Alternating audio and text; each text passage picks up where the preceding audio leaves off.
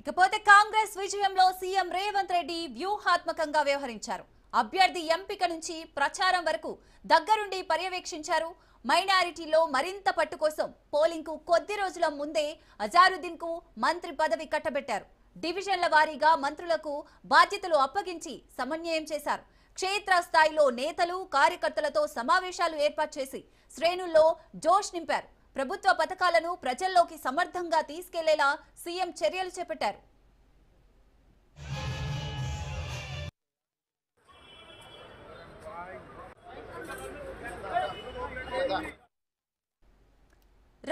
రౌండ్ల వారీగా ప్రధాన పార్టీల అభ్యర్థులు సాధించిన ఓట్లు చూస్తే మొదటి రౌండ్ లో నవీన్ యాదవ్ కు 8,911 ఓట్లు, మాగంటి సునీతకు 8,864 ఓట్లు, దీపక్ రెడ్డికి 2,167 ఓట్లు వచ్చాయి.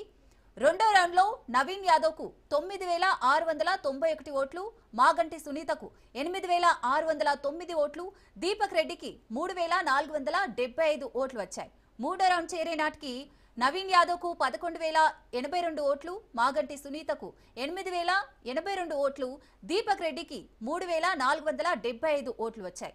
నాలుగో రౌండ్ లో నవీన్ యాదవ్ కు 9,567 ఓట్లు, మాగంటి సునీతకు 6,020 ఓట్లు వచ్చాయి. ఐదో రౌండ్ కు నవీన్ యాదవ్ కు 12,283 ఓట్లు, మాగంటి సునీతకు 8,985 ఓట్లయితే వచ్చాయి.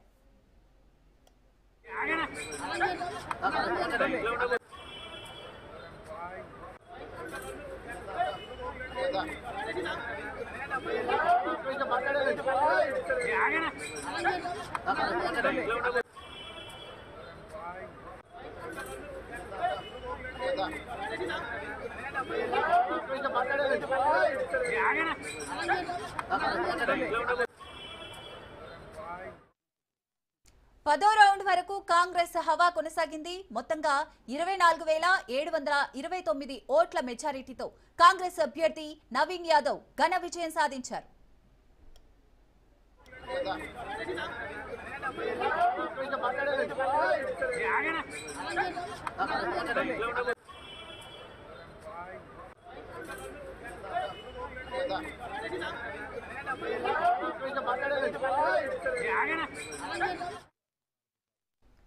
జూబ్లీహిల్స్ ఉప ఎన్నికలో కాంగ్రెస్ అభ్యర్థి నవీన్ యాదవ్ భారీ మెజారిటీతో గెలుపొందారు.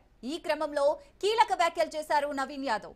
భారీ మెజారిటీతో గెలిపించిన జూబ్లీహిల్స్ ప్రజలకు పాదాభివందనం చేస్తున్నానని అన్నారు. జూబ్లీహిల్స్ కార్యకర్తలు ఎంతో కష్టపడి తనను గెలిపించుకున్నారని, ప్రజలు కార్యకర్తల నమ్మకాన్ని వమ్ము చేయనని అన్నారు నవీన్ యాదవ్. బీఆర్ఎస్ గెలిచిన సమయంలో కక్షపూరిత రాజకీయాలు చేశారని, తాను అలాంటి రాజకీయాలు చేయనని అన్నారు నవీన్ యాదవ్. అందరినీ కలుపుకొని పనిచేసి జూబ్లీహిల్స్ ప్రాంతాన్ని అభివృద్ధి చేస్తానని అన్నారు. ఈ ప్రాంత సమస్యలు సీఎం దృష్టికి తీసుకెళ్తానని, అభివృద్ధి తన ఎజెండా అని అన్నారు నవీన్ యాదవ్. తనపై, తన కుటుంబంపై, వ్యక్తిత్వంపై దెబ్బతీస్తూ ఓట్లు అడిగారని, జూబ్లీహిల్స్ ప్రజలు గట్టి సమాధానం ఇచ్చారని అన్నారు. రిగ్గింగ్, దౌర్జన్యం అనేవి తప్పుడు మాటలని అన్నారు నవీన్ యాదవ్. అధిక బడ్జెట్ తీసుకొచ్చి జూబ్లీహిల్స్ ని మరింత అభివృద్ధి చేస్తానని అన్నారు నవీన్ యాదవ్.